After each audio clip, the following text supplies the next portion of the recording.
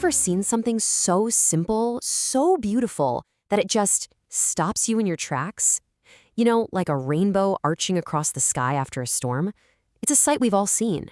But what if I told you that in just 9 lines about that very moment, a poet packed a whole universe of meaning about who we are, our planet, and even a secret mathematical code? Okay, let's get into it. So there it is, a poem called My Heart Leaps Up, written by William Wordsworth way back in 1802.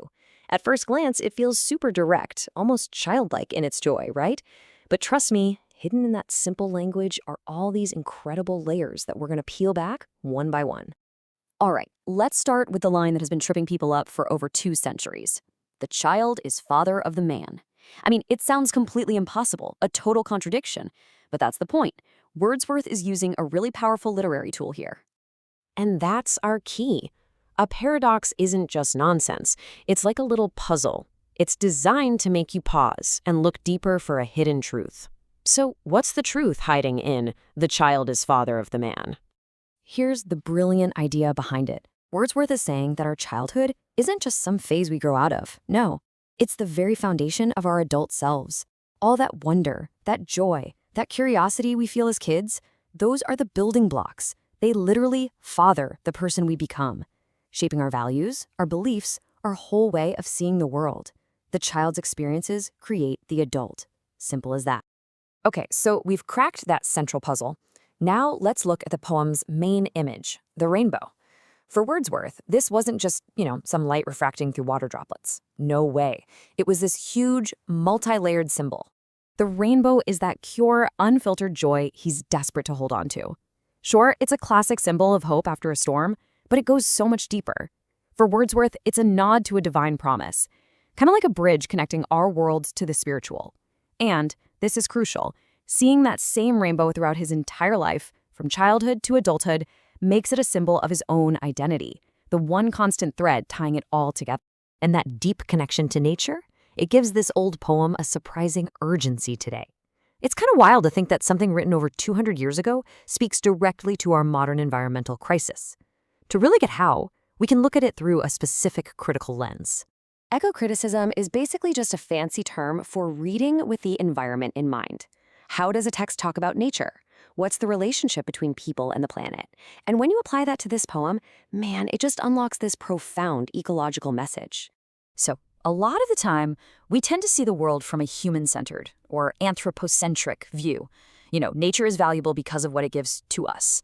But this poem totally flips that script. It champions a biocentric idea, that nature has worth all by itself, that every form of life matters.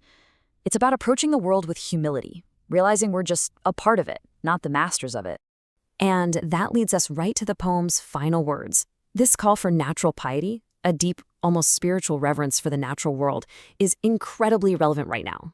I mean, it sounds just like the modern calls for environmental stewardship in the age of climate change. But what if that final word is holding one more absolutely stunning secret? Okay, this is my favorite part. There's this theory from a literary scholar named Fred Blick that suggests Wordsworth, who was a known lover of geometry, actually embedded a secret intellectual game right into the poem's DNA. Get this. What if there's a pun hiding in plain sight, a wordplay that connects the rainbow not just to spirituality, but to mathematics and to the infinite? Look really closely at that final line, bound each to each by natural piety. What if the key isn't the whole word, but just the first 2 letters, P-I, pi? And here is the aha moment. So you've got a full circular rainbow, which is super rare, but Wordsworth and his sister actually saw one and wrote about it. And then you have the symbol for pi.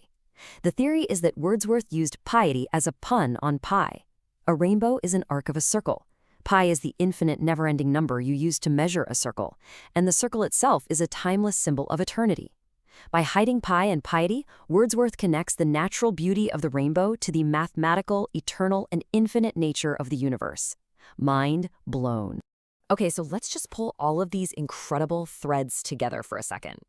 We've gone from a simple gut feeling to a deep psychological truth, then to a modern ecological plea, and we topped it all off with a mind-bending mathematical pun. In just 9 short lines, Wordsworth gives us all of that. It starts with that leap of the heart, which leads to a truth about how we're formed, which grows into a call to protect the very world that inspires us, and it's all bound together by a secret code celebrating infinity. Ultimately, this whole poem is an ode to the power of wonder. He's literally saying he would rather die than lose that childlike ability to be awestruck by the world. It's a powerful reminder for us to keep our eyes open, because even in the most familiar sights, there can be an entire universe of meaning just waiting for us to find it. And that brings us to the final thought. Wordsworth found it in a rainbow. So I'll just leave you with this question to think about. What simple, beautiful thing out there still has the power to stop you, to fill you with that pure, unexplainable joy? What makes your heart leap up?